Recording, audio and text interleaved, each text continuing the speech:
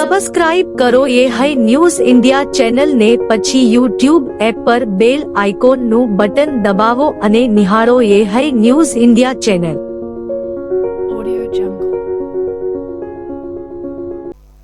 વાવથરા જિલ્લાના સુઈગામ તાલુકાના ભારત પાકિસ્તાન સરહદ નજીક આવેલા ઐતિહાસિક નડાબેટ ખાતે ભારત વિકાસ પરિષદ ગુજરાત દ્વારા પ્રાંતીય મહિલા સંમેલન 2026નું આયોજન કરવામાં આવ્યું હતું. કાર્યક્રમમાં વિધાનસભાના અધ્યક્ષ શંકરભાઈ ચૌધરી, રાજ્યમંત્રી રીવાબા જાડેજા અને રાજ્યમંત્રી સ્વરૂપજી ઠાકોર હાજર રહ્યા હતા. સંમેલનમાં મહિલા સશક્તિકરણ, શિક્ષણ, સમાજ સેવા, સંસ્કાર અને રાષ્ટ્ર નિર્માણમાં મહિલાઓની ભૂમિકા અંગે માર્ગદર્શન આપવામાં આવ્યું હતું.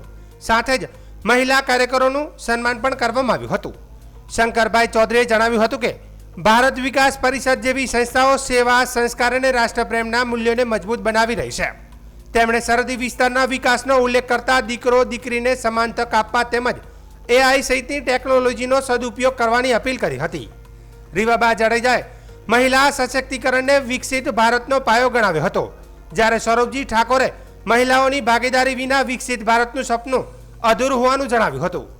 કાર્યક્રમમાં રાજ્યભરમાંથી મોટી સંખ્યામાં મહિલા કાર્યકરો, હોદ્દેદારો અને આગેવાનો હાજર રહ્યા હતા.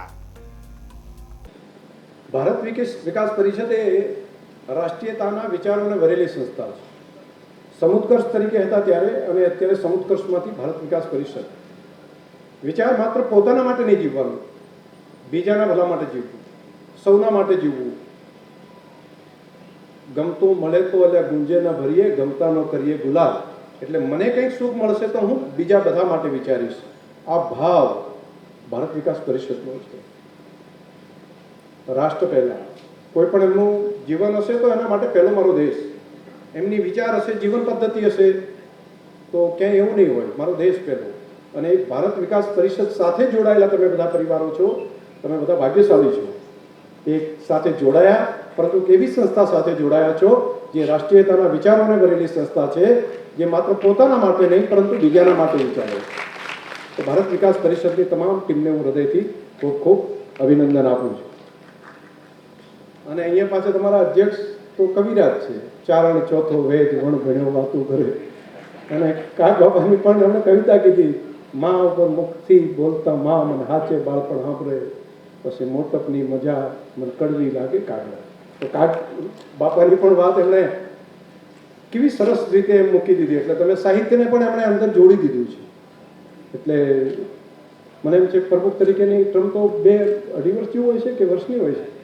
1 વર્ષની હોય છે. આ લાભે લેજો બધા. તો એ પણ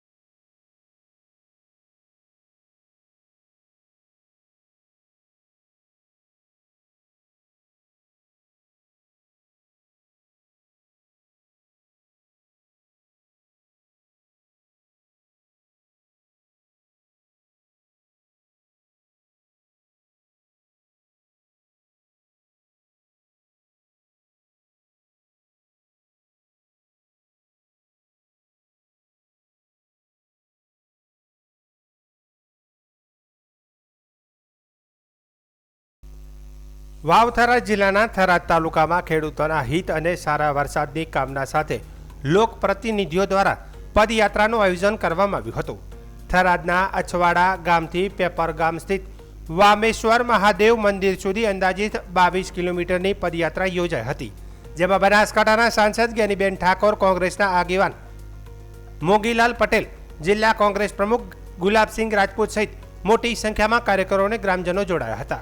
પદયાત્રા પૂર્ણ થયા બાદ વામેશ્વર મહાદેવ મંદિરે દર્શન પૂજન કરીને સારા વરસાદ, ખેડૂતોના સુખ સમૃદ્ધિ અને વિસ્તારના વિકાસ માટે પ્રાર્થના કરવામાં આવી હતી. સાથે જ વિસ્તારમાં શાંતિ, સૌહાર્દ અને ભાઈચારાનું વાતાવરણ જળવાઈ રહે તે પણ મહાદેવ સમક્ષ પ્રાર્થના કરવામાં આવી હતી. આ પ્રસંગે સાંસદ જ્ઞાનીબેન ઠાકોરે જણાવ્યું હતું કે ખેડૂતોના હિત અને ન્યાય માટે જરૂર પડશે તો સરકાર સામે પણ લડશું. ખેડૂતોના પ્રશ્નોનું યોગ્ય નિરાકરણ આવે અને તેમને ન્યાય મળે તે માટે સતત સંઘર્ષ ચાલુ રહેશે. તેમણે વધુમાં જણાવ્યું હતું કે ખેડૂતોની સુખાકારી, સારો વરસાદ અને કૃષિ સમૃદ્ધિ માટે રાખેલી માનતા પૂર્ણ કરવા આ 22 કિલોમીટરની પદયાત્રા કરવામાં આવી છે. પદયાત્રા દરમિયાન ધાર્મિક શ્રદ્ધા સાથે ખેડૂતોના પ્રશ્ન અને તેમના હક્કો અંગે પણ ચર્ચા કરવામાં આવી હતી. પદયાત્રામાં જોડાયેલા આગેવાનો અને ગ્રામજનોએ મહાદેવના જયઘોષ સાથે યાત્રા પૂર્ણ કરી હતી. સમગ્ર કાર્યક્રમ ધાર્મિક શ્રદ્ધા, સામાજિક એકતા અને ખેડૂતો પ્રત્યેની પ્રતિબદ્ધતાના સંદેશ સાથે સંપન્ન થઈ હતી. દેવોના દેવ મહાદેવજીને પ્રાર્થના કરી કે આ વિસ્તારની અંદર ખૂબ સારો વરસાદ થાય અને ખેડૂતોનું કલ્યાણ થાય. ત્યારે ભગવાન પરમાત્માએ પણ એમની પ્રાર્થના સાંભળી છે. એ સાંભળી એટલા માટે કે બધા જ 22 કિલોમીટરથી વધારે અંતરથી દર્શન કરીને અહીંયા આજે માનતા પૂરી કરી છે. ભગવાનને ફરી પ્રાર્થના કરીએ આ વિસ્તારમાં ભાઈચારાની ભાવના રહે, હળી મળીને સૌ રહે અને ખેડૂતોની જે કાંઈ માગણીઓ છે એનો ઉકેલ લાવવા માટે સૌ સાથે મળીને સરકારની સામે જ્યાં ન્યાયની દ્રષ્ટિએ ન્યાય માગવાનો થતો હોય, ક્યાંક લડાઈ લડવાની થતી હોય તો પણ સૌ સાથે મળીને ખેડૂતોને ન્યાય અપાવવા માટેના પ્રયત્નો કરીશું. ફરી આ ખેડૂતો અહીં મોટા પ્રમાણમાં હાજર રહી અને જે આ માનતા હતી પૂરી કરવા માટેનો એમણે પણ સાથ સહકાર આપ્યો એ બદલ આપ સૌનો ખૂબ હૃદયપૂર્વક આભાર. કેદારજી દર્શન કરવા ગયા હતા જ્યોતિર્લિંગના. એ દિવસે અહીંયા વરસાદ ખૂબ હતો એટલે ભગવાનને પ્રાર્થના કરી કે અહીંયા વરસાદ વરે છે થોડો મારા વિસ્તારમાં નથી અને ખેડૂતોની ગાયો માટે સારો વરસાદ થાય તો કેદારજી તો ચાલીને વાય ના વાય પણ અમારો કાશી વિશ્વનાથ કહેવાય. આ પીપર વામેશ્વર મહાદેવ ઘરથી ચાલીને હું ત્યાં આવીશ અને તમે દેખો છો સારો વરસાદ થઈ ગયો છે તો સંકલ્પ પૂર્તિ માટે આજે ઘરથી અછવાડા મહાકાળીના મંદિરથી રાહ થઈ અહીંયાથી કલેશ્વર માતાજીના દર્શન કરી અને ભાવેશ્વરના ધામમાં સૌ અમે આગેવાનો સાથે ગુલાબસિંહભાઈ, ઠાકરસિંહભાઈ, જ્ઞાનીબેન, આબોભાઈ, પ્રધાનભાઈ બધા અમે આગેવાનો આજે મહાદેવના શીશ ચરણોમાં શીશ નમાવા દઈએ છીએ અને ધજા ચડાવવા દઈએ છીએ તો સારો વરસાદ થયો એની સંકલ્પ પૂર્તિ માટે. હવામાન વિભાગ દ્વારા ભારેથી અતિભારે વરસાદની આગાહીને પગલે વાવ-થરાદ જિલ્લા પોલીસ સંપૂર્ણપણે એલર્ટ મોડમાં આવી ગઈ છે. જિલ્લાના વિવિધ વિસ્તારોમાં સંભવિત પૂર, પાણી ભરાવા અને અન્ય આપત્તિજનક પરિસ્થિતિઓને પહોંચી વળવા પોલીસની વિશેષ ટીમોને સ્ટેન્ડ બાય રાખવામાં આવી છે. જિલ્લાના નીચાણવાળા વિસ્તારો, નદી, નાળા, પુલો અને પાણી ભરાવાની સંભાવના ધરાવતા સ્થળો પર પોલીસ દ્વારા સતત પેટ્રોલિંગ કરવામાં આવી રહ્યું છે. કોઈ પણ કટોકટીની પરિસ્થિતિમાં લોકોને તાત્કાલિક મદદ રહે તે માટે મદદ મળી રહે તે માટે બચાવ કામગીરી માટે જરૂરી સાધનો અને કર્મચારીઓને તૈયાર રાખવામાં આવે છે. જિલ્લા પોલીસે લોકોને અપીલ કરી છે કે ભારે વરસાદ દરમિયાન બિનજરૂરી મુસાફરી ટાળે, પાણી ભરાયેલા રસ્તાઓ પરથી પસાર ન થાય. કોઈપણ આપત્તિજનક પરિસ્થિતિ સર્જાય તો તાત્કાલિક પોલીસ અને સ્થાનિક વહીવટીતંત્રનો સંપર્ક કરવા જણાવ્યું હતું. પ્રજાની સુરક્ષા અને ઝડપી રાહત કામગીરી માટે જિલ્લા પોલીસ સતત સતર્ક રહી કામગીરી કરી રહી છે. વાવ-થરાદ જિલ્લાના ભારત-પાકિસ્તાન સરહદને અડીને આવેલા સુઈગામ વિસ્તારમાં નશીલા પદાર્થોની હેરાફેરી સામે સુઈગામ પોલીસે વધુ એક સફળ કાર્યવાહી હાથ ધરી છે. પેટ્રોલિંગ દરમિયાન પોલીસે રૂપિયા 10.59 લાખની કિંમતના પ્રતિબંધિત પોસ્ટ ડોડા અને એક ઇકો કાર જપ્ત કરી હતી. જોકે કાર ચાલક પોલીસનો પીછો ઝડકાવી અંધારાનો લાભ લઈને ફરાર થઈ ગયો હતો. મળતી માહિતી મુજબ સુઈગામ પોલીસ મથકના પોલીસ સ્ટાફ બોરુ ગામ તરફ પેટ્રોલિંગમાં હતો તે દરમિયાન GG01 HW 7287 નંબરની ઇકો કાર શંકાસ્પદ રીતે ઝડપથી પસાર થતાં પોલીસે તેનો પીછો શરૂ કર્યો હતો. પોલીસનો પીછો થતાં કાર ચાલકે સુઈગામ સીધાડા કસ્ટમ હાઈવે પર દુધોસણ ગામ નજીક આવેલી બંધ બાલાજી રાજસ્થાન હોટલ પાસે કાર મૂકી અંધારાનો લાભ લઈને સ્થળ પરથી ફરાર થઈ ગયો હતો. ત્યારબાદ સુઈગામ પોલીસ મથકના PI HM પટેલ, પંચ સાક્ષીઓને FSL અધિકારીની હાજરીમાં કારની તપાસ હાથ ધરવામાં આવી હતી. તપાસ દરમિયાન કારમાંથી 43.959 કિલોગ્રામ પ્રતિબંધિત પોસ્ટ ડોડા મળી આવ્યા હતા. પોલીસે પોસ્ટ ડોડાની અંદાજિત 6.59 લાખની કિંમત અને 4 લાખની ઇકો કાર સહિત કુલ 10.59 લાખનો મુદ્દામાલ જપ્ત કર્યો હતો. આ બનાવ અંગે સુઈગામ પોલીસે ફરાર આરોપી સામે NDPS એક્ટ હેઠળ ગુનો નોંધી વધુ તપાસ શરૂ કરી છે. હવામાન વિભાગે આજે મોરબી, સુરેન્દ્રનગર, વાવ-થરાદ, બનાસકાંઠા, પાટણ, મહેસાણા, સાબરકાંઠા, અરવલ્લી, ગાંધીનગર, ખેડા, આણંદ, ભરૂચ, અમરેલી, જામનગર અને કચ્છ જિલ્લામાં ભારે વરસાદનું એલર્ટ આપ્યું છે. હવામાન વિભાગના વૈજ્ઞાનિક પ્રદીપ શર્માએ જણાવ્યું હતું કે લો વોલમાર્ક સિસ્ટમથી મોરબીમાં સૌથી વધુ વરસાદ આવ્યો છે. તેમણે ઉમેર્યું કે દક્ષિણ ગુજરાતથી ઉત્તર કેરળ સુધી ઓફ શોર ટ્રફ પણ સક્રિય છે.